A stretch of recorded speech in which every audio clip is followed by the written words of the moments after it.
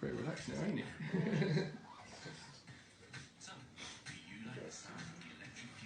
Yeah, well, he's actually gone out. He's done absolutely fine, but see how he's now not as close to you anymore because you're now setting those rules. You're saying, look, I don't need you to behave this way anymore. That's what I felt like he was. Well, nervous dogs, when you correct a nervous dog, it builds confidence because they're like, hang on a second, what you want to be in control of this situation. Yeah, it's like I need him to bark because it is that mirror syndrome. Okay, so when you go out, what's happening, right, is you're mirroring him. He's anxious and nervous and on edge. You're anxious and nervous on an edge. So because you're mirroring him, his state of mind, because when you go out by yourself, you're not anxious, nervous and on edge. No. Yeah? So you're following him. You're following his state of mind, which puts him in a leadership position.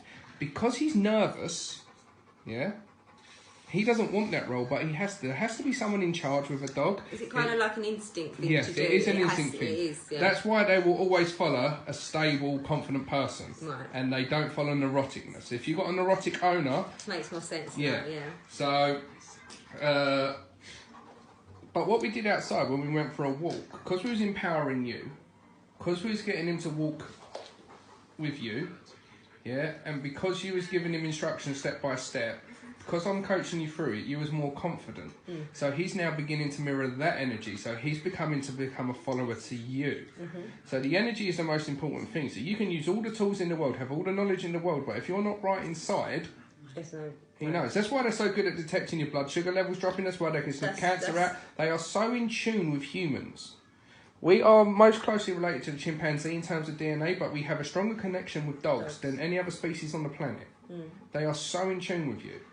Yeah, but we end up, if we've got a nervous dog that's on edge, we end up becoming that dog. We end up following that dog through our state of mind. Right, and then it don't help them, it don't help you. Yeah, as soon as you put yourself in that more confident state of mind, having me coach you through it, he started just to accept it because he doesn't want that role. He's too nervous to have that role. It's not, obviously, he doesn't quite like being but this like is that. why nervous dogs respond so well to authority, because they're like, hang on a second, you want to be in control? Take it. But they like it though. That's what I'm saying. I think particularly insecure people. Insecure people need, when they go out, they need to know that someone's there that's going to keep them safe. Yeah. But what's happening is you've got two insecure people going out, and it's a recipe for disaster. It's like, oh. It is. That's literally what it is. So you're doing that when you see a dog, and he's doing that. But when he's doing that, it's teeth. Yeah. And then people are like, oh, he's aggressive. I'm like, no, he's just doing that, and I'm like, oh. Yeah. Yeah, in reality, he was he's a shell of a dog that needs his confidence building, yeah?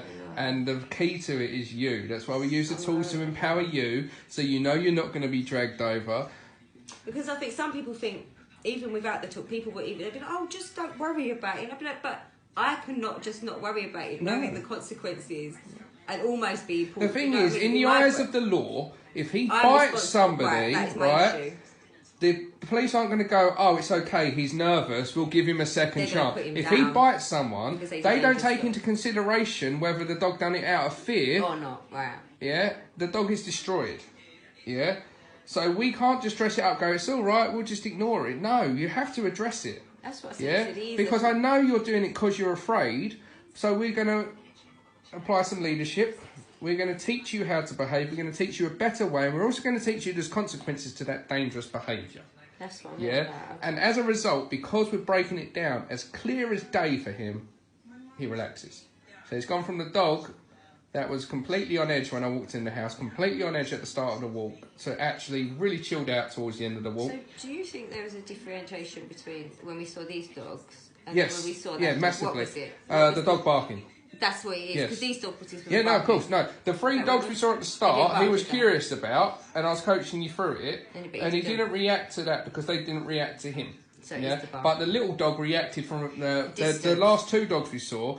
They were about 50 feet away, and the little Yorkie's going nuts. Right. And then she picks it up and walks past us, and it's still going nuts. And of course, because he's insecure, he is going to relax. But that's where your authority comes in. Right. You gave him a jerk on the lead, you went no, and you got back under control. So for him to go around in a circle like that with that lead on, that's not going to cause him any issues. I'm just going to do what I would do in a normal lead and just drag him He would go around in a circle on a harness. Well, yeah. Or you go face first on the floor. That's the across thing. the It comes road. to the point who's more important, but whose safety. Like, I could not be dragged across the road. The tools aren't necessarily for the dog. The tools are to empower you. Right. Yeah, because I'm never going to be able to build your confidence fully if you do not I don't believe feel like if I he control kicks the off, dogs. That's you right. can hold That it. is right. So I give you the tools so you can feel so that when he kicks off at that Yorkshire Terrier, because you could hold him, you got him under control very quickly. Yeah. Yeah.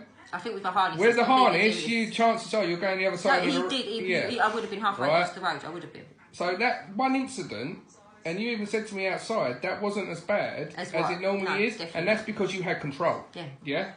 That is key number one. Without giving you the control, there is no way I'm building your confidence.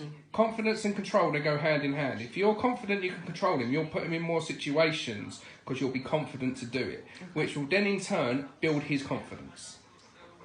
So it all starts from you, really, doesn't it? Like, It's the handler. yeah, it is. Yeah? They say that, but you don't live. That's why you can take one lead. dog, right, and have 10 different people handle it, and you'll get 10 different reactions from that dog. That's why I think he was not. I knew he barked when you come in, but he knew that you was a calm person Yeah. because he. Yeah, because I don't come in like a dog lover. Hello, mate, how you doing? Oh, you're nervous. Oh, come in. Yeah, that would just piss him off. It pisses me off when people do it.